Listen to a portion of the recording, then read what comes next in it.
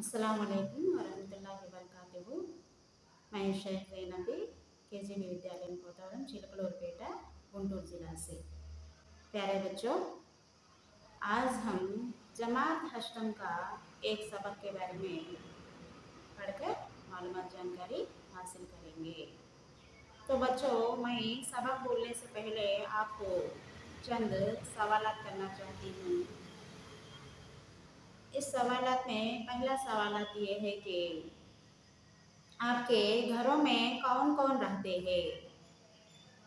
तो बच्चों, आपको अच्छी तरह मालूम है ना, आपके घरों में माँ बाप, भाई बहन, दादी दादा, नाना नानी वगैरह सब घर में रहते हैं। तो बच्चों, घर में हमको खाने पाने की ज़रूरत के लिए सारा सामान कौन लाते हैं। तो बच्चों, हमको घर में सारा सामान लाने की ज़रूरत इसकी वजह है कि हम खाना सालन पकाना है और दूसरे ग़िज़ा खाने के लिए सामान लाना ज़रूरत है। तो बच्चों, इस सारा सामान कौन लाते हैं, घर के पूरे अखराजात के सामान कौन लाते हैं। वालिद यानी वालिदा घर का सारा सामान यानी माँ बाप लाते हैं। तो बच्चों, इस सामान लाने के लिए पैसा खर्च होता है। तो बच्चों, पैसा किस तरह हासिल कर सकते हैं। आपको अच्छी तरह मालूम है, पैसा हासिल करने के लिए हम मेहनत करनी पड़ती है, यानी कोई नौकरी या मजदूरी करने की ज़रूरत पड़ती है। तो चंद घरों में माँ बाप मेहनत करते हैं, चंद घरों में बाप, चंद घरों में माँ, दादी दादा, इस तरह हर किस्म किस्म घरों में मेहनत करने की वजह से पैसे हासिल होते हैं। तो इस मेहनत के पैसे कौन सा दिन हासिल कर सकते हैं। तो बच्चों, इसका जवाब आपको अच्छी तरह मालूम है। इस महीने मेहनत के पैसे महीने की पहली तारीख को, एक महीना गुजरने के बाद महीने की पहली तारीख को तनख्वाह हासिल होता है। तो बच्चों, आज हमारा सबक महीने की पहली तारीख के बारे में पढ़कर मालूमात जानकारी हासिल करेंगे। तो बच्चों, इस तरह घर के वालिदैन मेहनत करके पैसे कमाते हैं। इस मेहनत का कमाई महीने की पहली तारीख को हासिल होता है। उन पैसों से वालिदैन घर का सारा सामान खरीदते हैं, घर की गुजारत के लिए इस्तेमाल करते हैं। तो बच्चों, आज हमारा सबक का नाम महीने की पहली तारीख। इस सबक को मिर्ज़ा फरहतुल्लाह बेग मुसन्निफ ने लिखा है। तो बच्चों, पढ़िए, सोचिए, बोलिए। इस सबक में हम इबारत को पढ़कर उसके सवालात के जवाब देंगे। पढ़िए, सोचिए, बोलिए। इन मुकालमों को पढ़िए। मियाँ बीवी के दरमियान गुफ्तगू हो रही है, यानी बातचीत हो रही है। बीवी कहते हैं कि अजी, अखबार वाला आया है, पैसे मांगता है। शौहर, उससे कहो कि वो कल आए। बीवी, आखिर किस किस को टालते रहते हैं रहेंगे। कल ही की बात है कि दूध वाले को भी आपने इसी तरह टाल दिया है। शौहर, हाँ भाई, मैं क्या कर सकता हूँ। उनसे कह दो कि तनख्वाह मिले तब उसे पैसे अदा करेंगे। बीवी, अजी, आपको पता है कि आज क्या तारीख है। शौहर टटपटाते हुए, अरे हाँ, आज पहली तारीख है। खुशी से चौंक पड़ता है। तो बच्चों, एक घर में बीवी और शौहर बातचीत कर रहे हैं। किसके बारे में? यानी उस महीने के घर का सारा सामान खरीदने पर पैसे खरीदने से सामान को देना पड़ता है, इसलिए किस किस को कितना पैसा देना है उसके बारे में बीवी शौहर के दरमियान बातचीत हो रही है। तो बीवी मांगने पर शौहर को याद आता है कि उस दिन तनख्वाह आने के दिन यानी महीने की पहली तारीख है। तो बच्चों, आपको इस इबारत समझ में आया है ना? हम चंद सवालात करेंगे। पहला सवाल, मियाँ और बीवी के दरमियान क्या गुफ्तगू हुई? तो बच्चों, आप समझे हैं ना? मियाँ और बीवी के दरमियान क्या गुफ्तगू हुई? महीने की पहली तारीख की तनख्वाह के बारे में, यानी के घर के सारा सामान खरीदने का बातचीत हो रही है। दूसरा सवाल, अक्सर मुलाजमीन को कौन सी तारीख का इंतजार रहता है और क्यों? यानी बच्चों, मुलाजमीन यानी जॉब करने वाले, यानी मुलाजमत करने वाले, यानी मजदूर हो या नौकरी करने वाले हो, उनको अक्सर कौन सी तारीख का इंतजार रहता है? कि महीने की पहली तारीख, क्योंकि इस दिन तनख्वाह हासिल होता है, इसलिए हर इंसान को महीने की पहली तारीख की बहुत इंतजार रहता है। तो बच्चों, अब हम इस सबक में यानी महीने की पहली तारीख सबक में इबारत पढ़कर सवालात के जवाब बोल चुके हैं। अब हम इस सबक का मद्दुआ मालूमात हासिल करेंगे पढ़कर। मद्दुआ, तुलबा में मियाना रूई, कफायत शारी और खनात पसंदी के जज्बा को फरोग देने के लिए तनज़ व मिजाह पर मुबनी इस सबक को रखा गया है। तुलबा में तनज़ व मिजाह के ज़ौक़ को फरोग देने और तनज़िया व मज़ाहिया तहरीरों को पढ़ने और लिखने की जुस्तजू पैदा करना इस सबक का अहम मकसद है।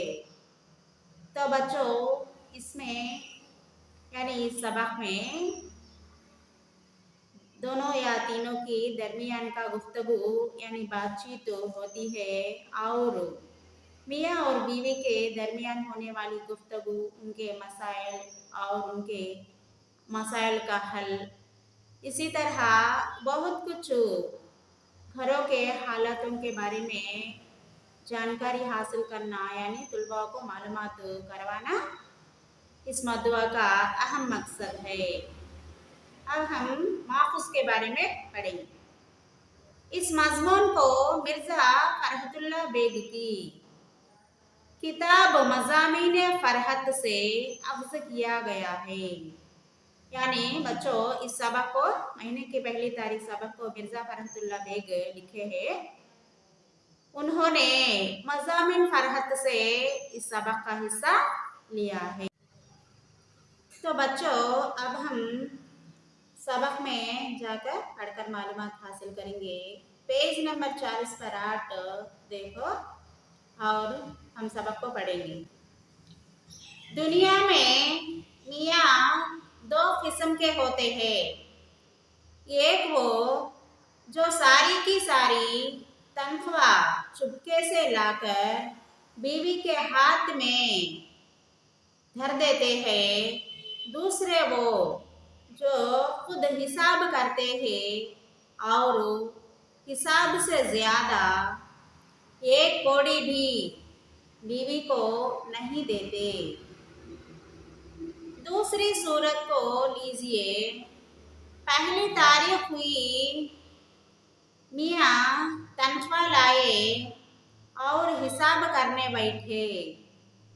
बीवी सामने आकर खड़ी हो गए। कागज आया, मियाँ ने पेंसिल निकाली और लिखाई शुरू हुई। तो बच्चों, हम इससे यही बात मालूम हो रही है कि दुनिया में दो किस्म के इंसान होते हैं, यानी शौहर होते हैं। एक किस्म के शौहर पूरा तनख्वाह अपने आप घर का सारा सामान खरीद कर घर का खर्चा करते हैं। दूसरे यानी दूसरे शौहर पूरा तनख्वाह बीवी को देकर घर का पूरा हिसाब किताब उनसे करवाते हैं। अब बीवी शौहर के दरमियान बातचीत हो रही है, उसके बारे में हम पढ़ेंगे। मियाँ: हाँ साहब, तो अब हिसाब बोलिए। बीवी: मैं क्या बोलूं, आखिर पिछले महीने का पर्चा क्या क्या हुआ? जहाँ महीना खत्म हुआ और तुमने कहा हाँ साहब, अब बोलो हिसाब। आखिर पर्चा संभाल कर क्यों नहीं रखते? 10 बरस से हिसाब कर रहे हो और अब तक ये नहीं मालूम कि घर में क्या खर्च होता है। खैर लिखिए, मकान का किराया 22 रुपये। मियाँ: ओहो, खुदा गारत करे, इस मकानदार को जालिम किराया तो पहली तारीख को आकर वसूल कर लेता है और मरम्मत को कहो तो जवाब तक नहीं देता। सामने की दीवार को देखो, उधर खिड़की उधर खड़ी है।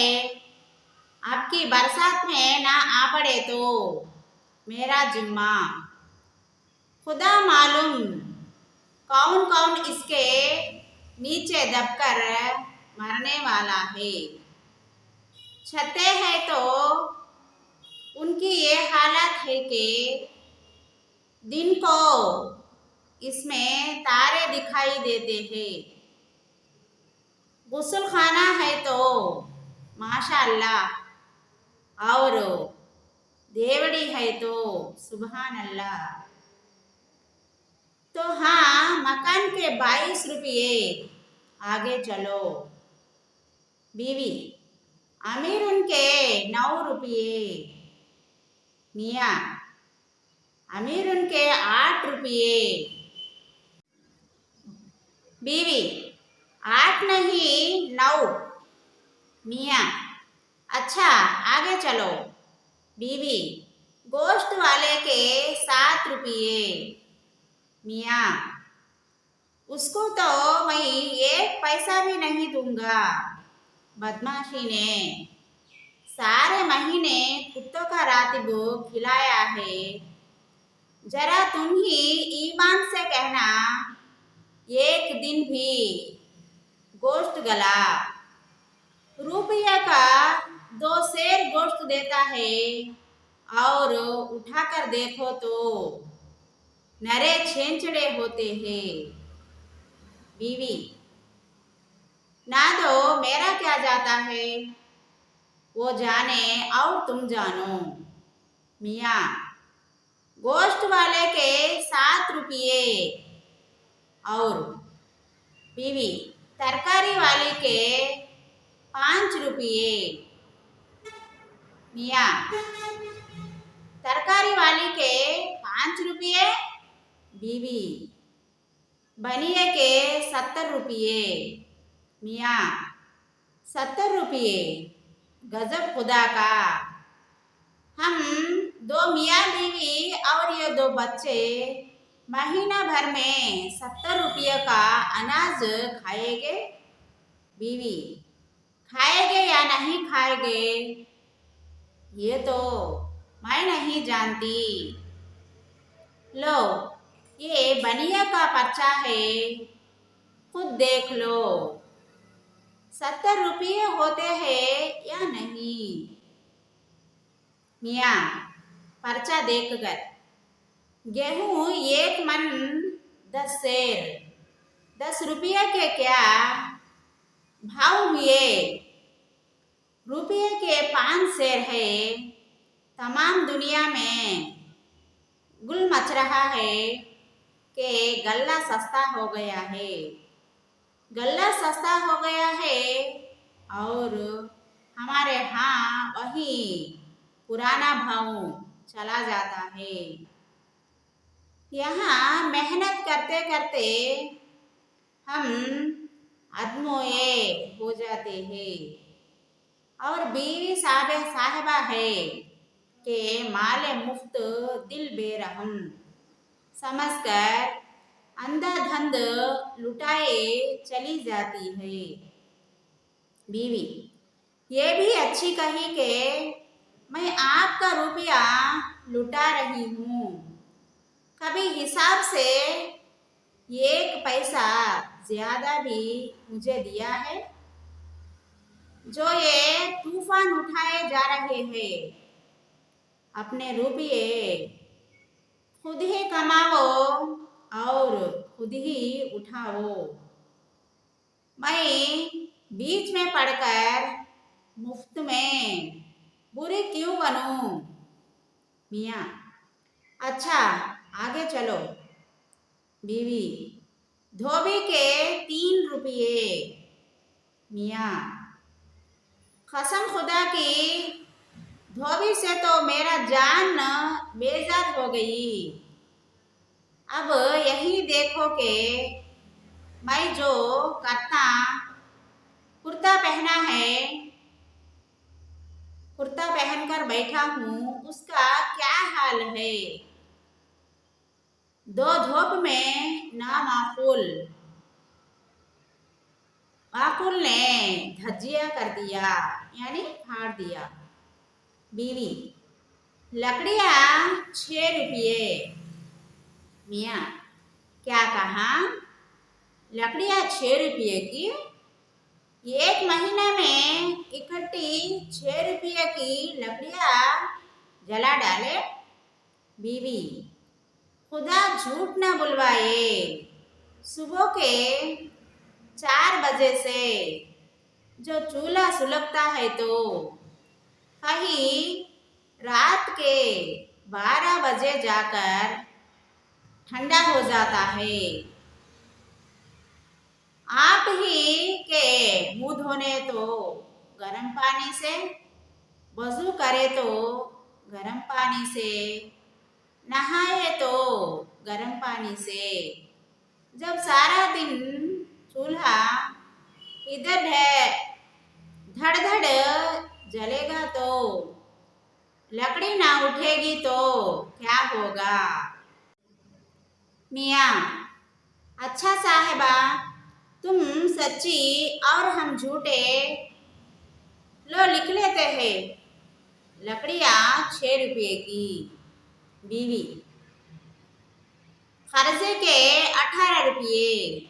मियाँ खुदा के लिए बीवी तुम सब कुछ करो मगर अल्लाह खर्चा ना करो। खर्चे के नाम से मेरा दम निकलता है। आखिर मैं भी तो सुनूं के ये खर्चा हुआ काहे में?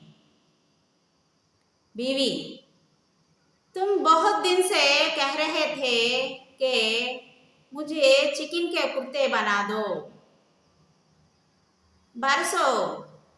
परसों रामलाल बाजार आया था, उससे 2 कुर्तों की चिकन ले ली, कहो तो वापस कर दूं। मियाँ तो क्या ये 2 कुर्तों की चिकन 18 रुपये की होगी? बीवी बाकी का मैंने पाजामों का कपड़ा लिया। मियाँ क्यों पहले के पाजामे क्या हुए? 2 ही महीने तो हुए कि 6 पाजामों का कपड़ा लाकर दिया था तुम्हें, वो क्या हो गया है? जहाँ कोई चीज देखी और लौट गए, यानी लूट गए। जरूरत हो या ना हो, तुमको खरीद लेना जरूर है। बीवी, तो मैंने कब कहा के खुदा के लिए ये घरदारी मेरे सुपर्द करो। गजब खुदा का के घर के खर्च तो खुद पढ़ाए और बीवी पर आंखें निकाले। जाओ, मैं तुम्हारा रुपया 2 रुपया नहीं लेती। तुम जानो और तुम्हारा घर जानो। मियाँ, नाराज क्यों होती हो?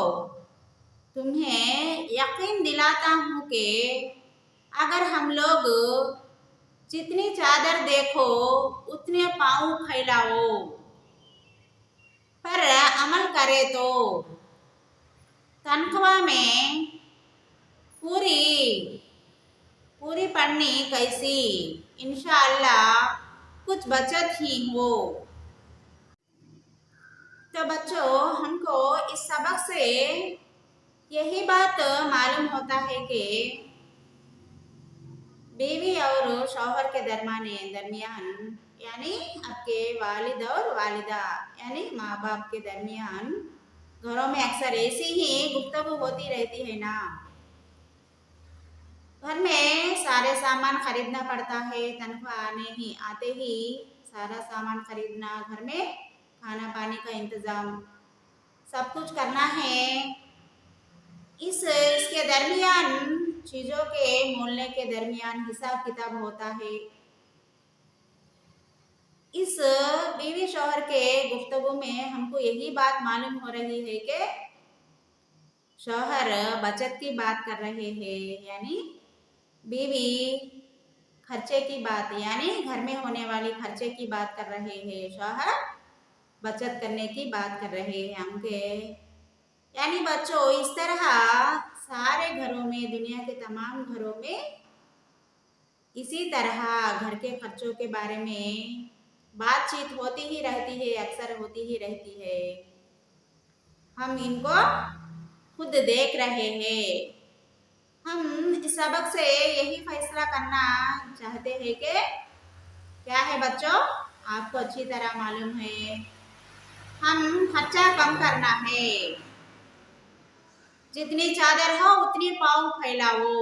यानी मसला इस तरह है कि बच्चों, कम खर्च करने से बचत होता है, उससे खर्च नहीं होते हैं, सब खुश रहने की फायदा होती है।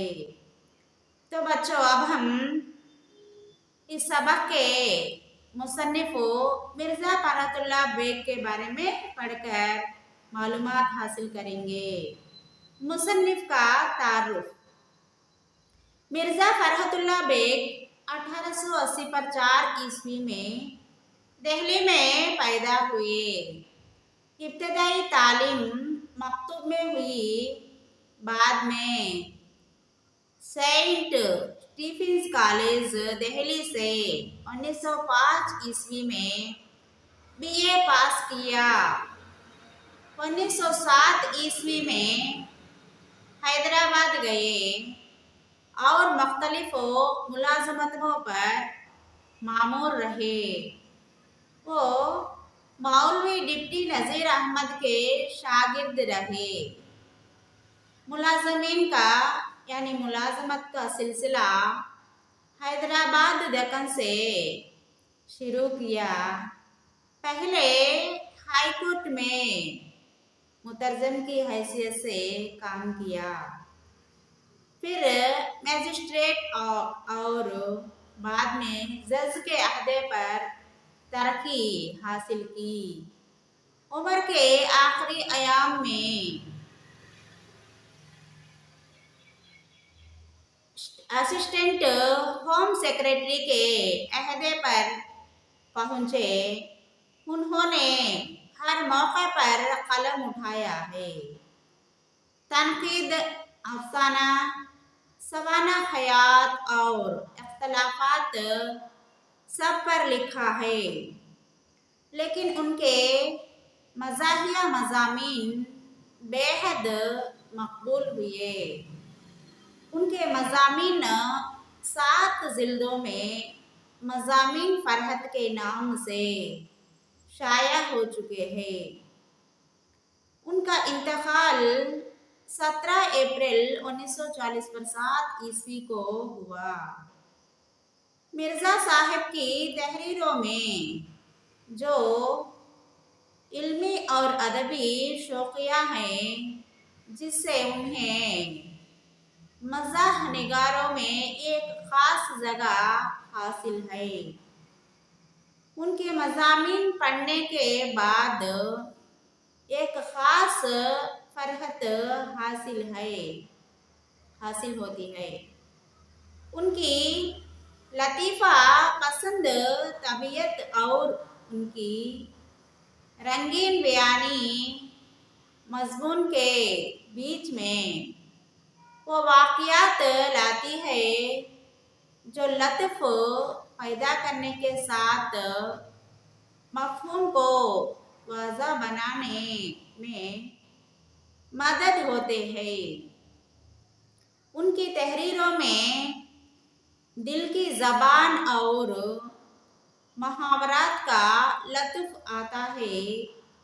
असलूब में रवानी अल्फाज, खूबसूरत और मज़मून हयात का गहरा तालमेल होना उनकी तहरीर की खुसूसियात है। तो बच्चों, हमको मुसन्निफ़ मिर्ज़ा फ़रहतुल्लाह के बारे में पढ़ने से ही बात मालूम हो रही है। वो डिप्टी नज़ीर अहमद के यानी बहुत अच्छे मुसन्निफ़ थे, उनके शागिर्द थे और वो बहुत अच्छी बड़ी तालीम हासिल किया मिर्ज़ा फ़रहतुल्लाह बेग, और वो मैजिस्ट्रेट और जज के अहदे पर मुलाजमत भी हासिल करे और स्टेट होम मज़ाहिया की मज़ामिन भी पूरा किया था। और वो मज़ामिन फ़रहत के नाम पर बहुत सारे किस्से, कहानियाँ, ड्रामे, मज़ाहिया नगारे सब कुछ लिखे हैं। वो इस दौर के बहुत अच्छे मुसन्निफ़ के नाम के तौर पर हमको मालूमात हो रहे हैं। तो बच्चों, हम महीने की पहली तारीख सबक के बारे में मालूमात हासिल कर चुके हैं। महीना की पहली तारीख यानी चार्ट को देखिए। मुसन्निफ़ मिर्ज़ा फ़रहतुल्लाह बेग ने महीने पहली तारीख सबक को लिखा है। इसमें शौहर और बीवी के दरमियान गुफ्तगू हो रही है, यानी घर के सारा सामान के खर्च के बारे में बीवी और शौहर के दरमियान गुफ्तगू हो रही है।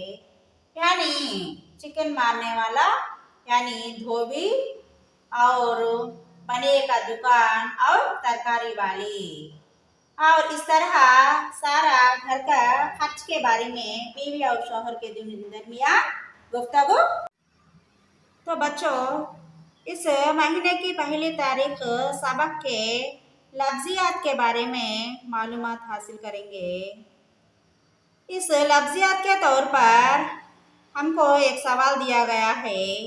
सवाल नंबर 1, अगर आपकी हुकूमत होती तो महंगाई को रोकने के लिए क्या करते, लिखिए। तो बच्चों, हुकूमत हिंद है ना, अगर हमके हाथ में हुकूमत होती तो महंगाई को रोकने के लिए हम क्या करते हैं। जवाब, मेरी हुकूमत होती तो तालीमी अशिया मुफ्त फराहम करता। तो बच्चों, अगर मेरी हुकूमत होती तो तालीमी यानी पढ़ाई के किताबों या दूसरे चीज़ों को फ्री यानी मुफ्त में फराहम करते। दूसरी, मेरी हुकूमत होती तो रोजमर्रा इस्तेमाल होने वाली अशिया पर से टैक्स हटा देता। यानी बच्चों, अगर मेरी हुकूमत होती तो रोजमर्रा यानी रोजमर्रा इस्तेमाल होने वाली चीज़ें है ना, उन चीज़ों पर टैक्स यानी टैक्स माफ कर देते। तीसरा पॉइंट, पेट्रोल, डीजल और गैस की कीमती में सब्सिडी देता। यानी पेट्रोल और डीजल का बहुत कीमत ज़्यादा हो गया है, उसकी कीमती सब्सिडी यानी कम कर देता। 4, मबलूसात पर से टैक्स हटाकर कीमतें कम कर देता। 5, किसानों व ज़राअत करने वालों को बिजली फ्री कर देता। यानी खेत के काम करने वालों किसानों की और ज़राअत करने वालों की बिजली यानी करंट का खर्चा कम कर देता। तो बच्चों, इस तरह हम अगर हुकूमत हमारे हाथ में हो तो हम इस तरह दुनिया के लोगों को यानी इंसानों को उनको कम खर्चे में बहुत फायदे होने की हम मदद कर सकते हैं।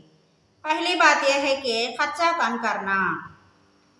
तो बे में हमको मंदरजा झेल जुमलों में खत कशीदा अल्फाज के जिद इस्तेमाल करते हुए जुमले दोबारा लिखिए। याद रखिए, जुमले का मफहूम पहले जुमलों के मफहूम को अदा करता है। बच्चों, जुमला दिए है, इसमें जिद यानी अपोजिट वर्ड्स दिए हैं, मानी फर्क होता है, जुमला एक ही मानी देता है। पहला जुमला, हातिम ताई एक सखी बादशाह था। हातिम ताई कंजूस बादशाह नहीं था। यानी इन दोनों का मानी एक है, हातिम ताई एक बादशाह था, हातिम ताई एक बादशाह था, मगर सखी या कंजूस, सखी कंजूस, कंजूस का मानी बहुत कम नजर देखने वाला, यानी कंजूस बहुत अच्छे लोग नहीं, वैसे लोगों को कंजूस कहते हैं, यानी खर्चा कम करना या बुरे काम में करना, ऐसे लोगों को सखी या कंजूस कहते हैं। हातिम ताई एक सखी बादशाह है, सखी अच्छा बादशाह है, कंजूस बादशाह, कंजूस बादशाह अच्छा बादशाह नहीं है। अहमद एक नेक लड़का था। अहमद एक बद लड़का नहीं था। यानी अहमद एक अच्छा लड़का है, नेक का मानी अच्छा लड़का है, अहमद एक बद लड़का नहीं, नेक बद जिद है यानी अपोजिट वर्ड, यानी बद लड़का नहीं का मानी अच्छा लड़का है। जामा मस्जिद का सहन बहुत वसी है। जामा मस्जिद का सहन तंग दामनी का शुक्वा नहीं कर रहा है। बहुत वसी है यानी जामा मस्जिद का सहन बहुत वसी है, इसका मानी जामा मस्जिद का वो सहन बहुत बड़ा है। तंग दामनी का शिकवा नहीं है का मानी वसी तंग दामनी, वसी बहुत बड़ा, तंग दामनी बहुत छोटा, ये दो जिद है यानी अपोजिट वर्ड्स है। जामा मस्जिद का सहन बहुत कम नहीं है बल्कि बहुत बड़ा है, ये दो मानी एक है। हैदराबाद से कश्मीरी मुसाफत बहुत तवील है। हैदराबाद से कश्मीर की मुसाफत मुख्तसर नहीं है, यानी हैदराबाद से कश्मीर की दूर मुख्तसर नहीं है यानी बहुत दूर है। तवील या मुख्तसर जिद है यानी अपोजिट वर्ड्स, तवील या मुख्तसर, तवील बहुत लंबा, मुख्तसर बहुत छोटा। हैदराबाद से कश्मीर की मुसाफत यानी दूर बहुत तवील है, बहुत दूर है। फिरौन एक जालिम बादशाह गुजारा था। फिरौन एक नेक दिल बादशाह नहीं गुजारा है। यानी फिरौन एक जालिम बादशाह बहुत सख्त, बहुत मुश्किल, बहुत तकलीफ देने वाला बादशाह। जालिम नेक दिल का मानी अच्छा, जालिम बहुत खतरनाक। तो फिरौन एक बादशाह था, इसमें इसमें फिरौन एक बादशाह लिखा है, मगर जालिम नेक दिल दो भी जिद है, यानी अपोजिट वर्ड्स।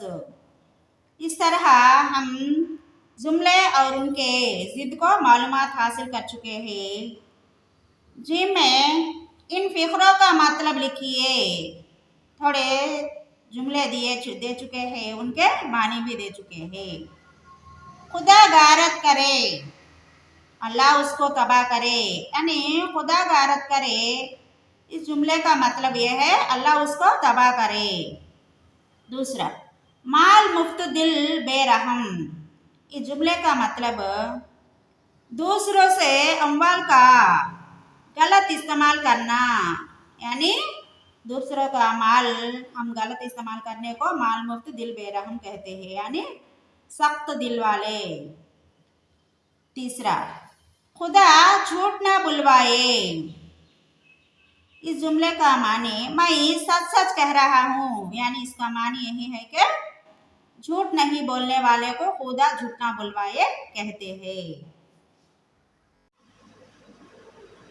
महीने की पहली तारीख मिर्हा फरजतुल्लाह बेग मुसन्निफ ने लिखा है। तो बच्चों, अब हम इस सबक में जबान शनाशी के बारे में मालूमात हासिल करेंगे। जबान शनाशी में मुरक्कब गैर इजाफी, मुरक्कब इजाफी के बारे में मालूमात हासिल करेंगे। यानी इजाफी के दो किस्में हैं, मुरक्कब इजाफी, मुरक्कब गैर इजाफी। मुरक्कब गैर इजाफी में दो या दो से जायद अल्फाज को एक ही मानी व मफहूम के लिए जोड़ना मुरक्कब गैर इजाफी कहलाता है। दो या दो से जायद अल्फाज एक ही मानी व मफहूम जोड़ना मुरक्कब गैर इजाफी कहलाता है। यानी कौमी आज़ादी, कौमी परचम वगैरह वगैरह दो या दो से अल्फाज एक ही मानी अदा करते हैं, यानी कौमी परचम। मिसाल के तौर पर कौमी आज़ादी, खुशगवार, ये दो या दो से ज्यादा अल्फाज एक ही मानी अदा करते हैं, इस अल्फाज को मुरक्कब गैर इजाफी कहते हैं।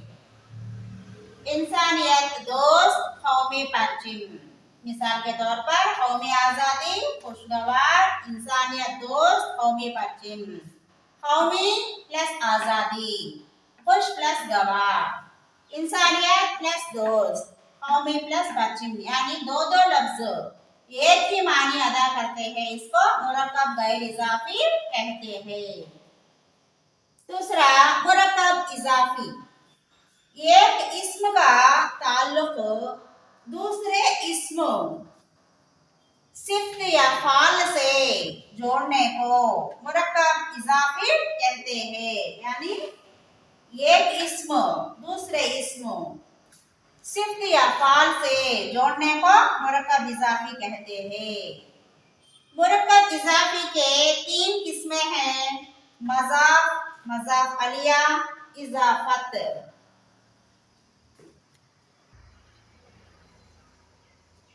मज़ाफ, जिसका ताल्लुक जोड़ा जाए उसे मज़ाफ कहते हैं। मज़ाफ अलिया, जिसके साथ ताल्लुक जोड़ा जाए मज़ाफ अलिया कहते हैं। इजाफत, तरकीब इजाफी के लिए इस्तेमाल होने वाली हुर्फ का, की, के हुर्फ इजाफत कहलाते हैं और ज़ेर अलामत इजाफत कहलाते हैं। मिसाल, आज़ादी का दिन, दिन का आज़ादी। तराना हिंदी, हिंदी का तराना। सिंध की वादी, वादी सिंध। रमजान का महीना माहे रमजान। तो बच्चों का की ये अलामत इजाफत कहते हैं। आजादी वो मजाक कहते हैं, दिन मजाक अलिया कहते हैं। इस तरह एक लफ्ज को तीन हिस्सों में बांटते हैं। मजाक मजाक अलिया इजाफत कहते हैं, यानी जेर इस्तेमाल करने से इसको जेर अलामत इजाफत भी कहते हैं। इसी तरह आजादी का दिन, ये जेर निकालने से दिन का आजादी कहते हैं। या काका की यानी अलामत इजाफत का इस्तेमाल करते हैं। तराना ये हिंदी का तराना या का अलामत इजाफत है। सिंध की वादी या की का इस्तेमाल यानी अलामत इजाफत इस्तेमाल कर चुके हैं। यहाँ जेर का इस्तेमाल करें, की के निकाल कर जेर का इस्तेमाल करने से वादी सिंध हुई। रमजान का महीना या का अलामत इजाफत है, या का निकाल कर जेर का इस्तेमाल करें, माह रमजान हो चुका है। इसी तरह मुरक्कब इजाफी और गैर इजाफी मजाफ मजाफ अलिया इजाफत हिस्सों में बांटकर हम आज का जबान शनासी मालूमात हासिल कर चुके हैं। तो बच्चों अब हम घर का काम के तौर पर चंद सवाल तख्तिया पर दर्ज करूंगी। आप नोट्स में दर्ज करके लिख लीजिए। घर का काम यानी होमवर्क।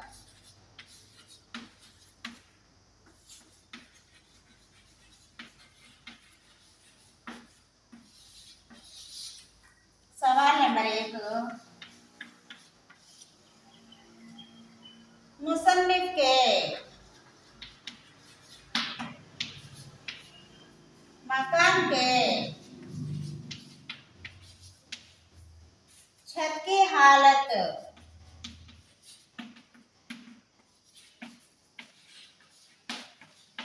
कैसी थी? सवाल नंबर 2,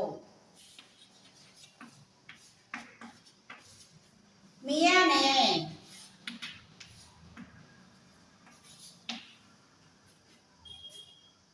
बचत करने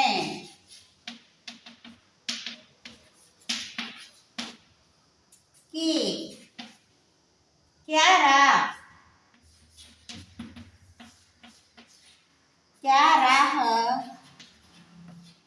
समझाई?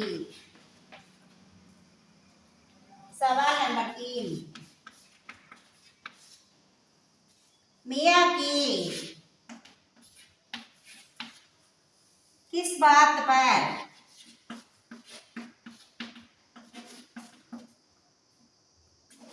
बीवी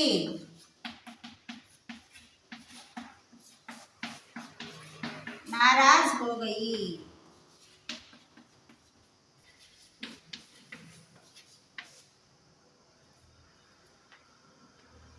मुसन्निफ की बीवी ने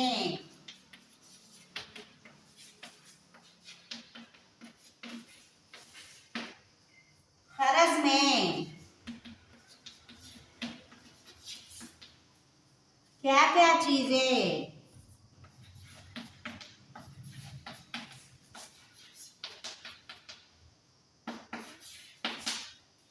खरीदी?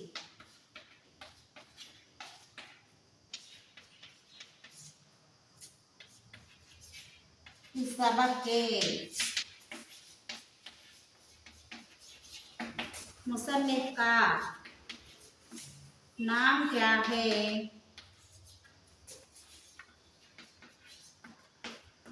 लिखिए। घर का काम यानी होमवर्क के तौर पर चंद सवालात तख्तिया पर लिख चुके हैं। आप इस सवालात को नोट्स में दर्ज करके जवाब लिखिए। पहला सवाल, सवाल नंबर 1 है कि मुसन्निफ के मकानात के छत की हालत कैसी थी? तो बच्चों मुसन्निफ के छत की हालत के बारे में लिखो। सवाल नंबर 2, मियाँ ने बचत करने की क्या राह समझाई। मियाँ बीवी को बचत करने की क्या राह समझाई। सवाल नंबर 3, मियाँ की किस बात पर बीवी नाराज हो गई। मियाँ कौन सी बात बोलने पर बीवी नाराज हुए, लिखिए। सवाल नंबर 4, मुसन्निफ की बीवी ने खरज में क्या क्या चीजें खरीदी। बीवी क्या क्या चीजें खरीदने की वजह से खर्च हुआ। सवाल नंबर 5, इस सबक के मुसन्निफ का नाम क्या है, लिखिए। तो बच्चों इस सबक का नाम महीने की पहली तारीख था। इस सबक के मुसन्निफ के नाम लिखिए। ये 5 सवाल नोट्स में लिखकर उनके जवाब उनके काम के तौर पर लिखिए।